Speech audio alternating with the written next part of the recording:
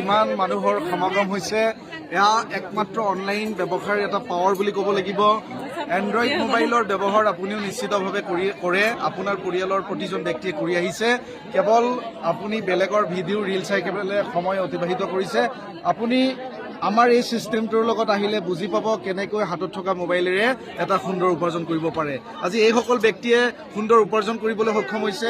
মাত্ৰ কেইটামান ইয়াৰ নীতি নিয়ম শিকি পেলাই নিজৰ মোবাইলটোৰে সুন্দৰ উপাৰ্জন কৰি নিজৰ জীৱনটোক উপভোগ কৰিবলৈ উপভোগ কৰা দেখা গৈছে। গতিকে এনে সুন্দৰ এটা ব্যৱস্থা থকাৰ পিছত, এনে সুন্দৰ এটা সুবিধা থকাৰ পিছত আপুনি অসম এৰি পেলাই বহিৰাজ্যত যাই কোনো কাম বিচাৰি থকাৰ প্ৰয়োজন নাই।